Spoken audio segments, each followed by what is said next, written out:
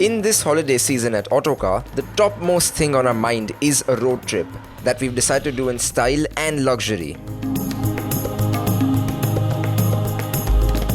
Last week you saw the first part of our drive, and this week we continue on.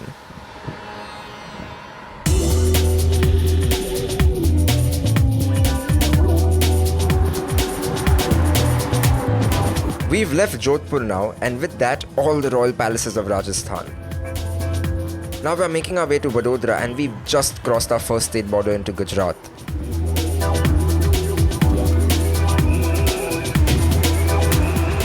A few hours of hard driving, we really couldn't help ourselves, depleted our fuel reserves, but the Elantra very kindly warned us and offered to take us to the nearest fuel pump.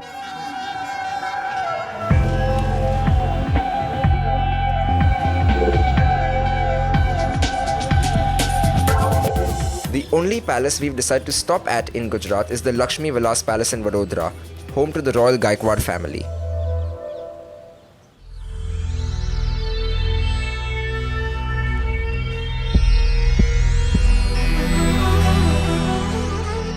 The Laxmi Vilas Palace is one of the largest private residences in the world. We couldn't quite stay here since it still serves as the royal family's residence, but walking about the palace grounds gave us just a hint of how grandiose life within it must have been. The architecture is a mix and match of several styles, including Indian, Mughal and Christian, with every single square inch of the building covered in intricate ornamentation, decoration and relief. Sometimes luxury is about having a really nice car. Sometimes it is about being able to afford a 5-star hotel every time you go on vacation. Sometimes it's about eating caviar for breakfast, and sometimes it's about drinking champagne instead of beer. But sometimes it's about having just a really large house, and in that sense, this here is a clear winner.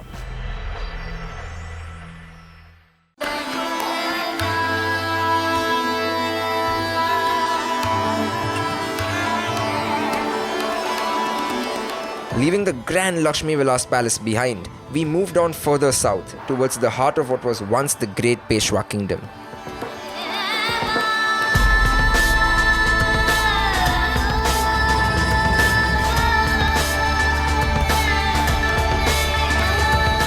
It was time to leave the nice wide highway behind and head down a broken rural road until, rising out of a hillock in front of us, was Fort Jadhavgadh.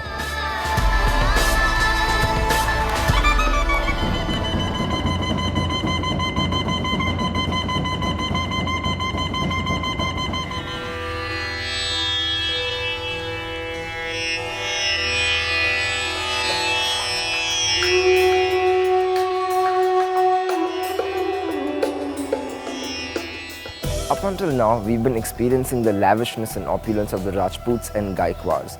But now, we are in a different part of the country, and the royalty here held slightly different perceptions of luxury. The Maratha rulers of Maharashtra were not believers in ostentatious displays of wealth.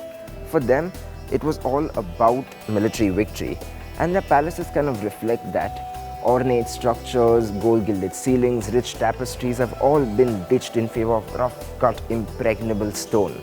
But don't get me wrong, they are no less impressive.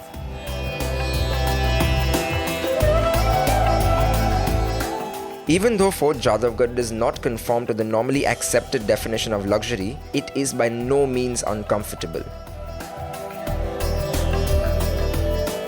Now a luxury hotel, it is outfitted with a variety of creature comforts within the cold stone walls.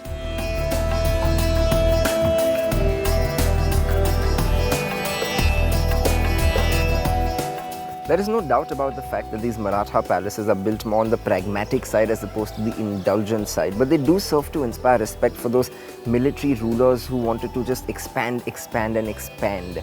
In any case, indulgence or no indulgence, there's one thing you cannot argue with, and that is the great vistas afforded by these hilltop Maratha palaces.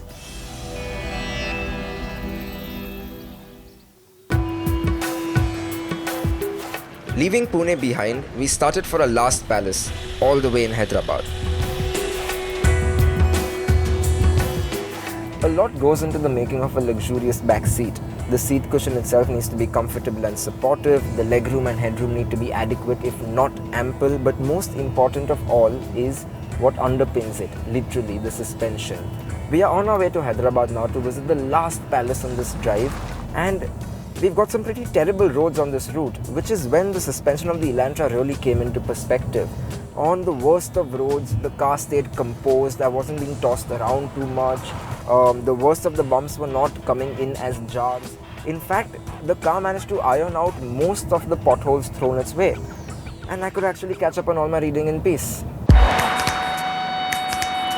We snaked through the narrow streets of old Hyderabad, passing the iconic Charminar on the way. Before long, we were driving through the wrought iron gates of the Taj Falaknuma Palace.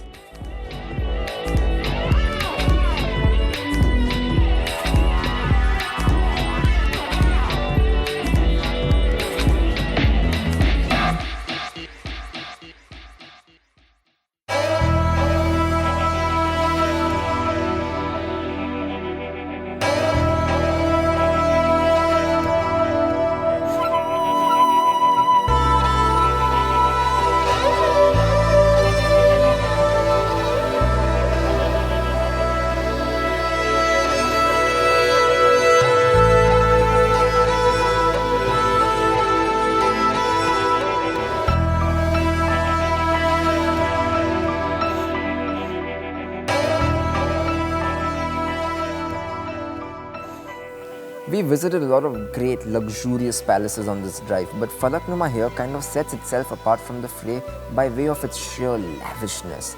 Everywhere you go in this palace, you're greeted by either gold gilding or expensive upholstery or wooden flooring or wooden paneling or furniture with the greatest attention to detail. I mean, it is all just so rich. If you were to picture a royal house of any variety, this setting is exactly what should be popping into your head.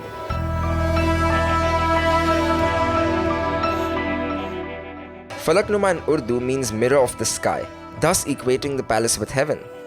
Its diverse architectural influences reflect the wanderlust of the Nawab who commissioned it.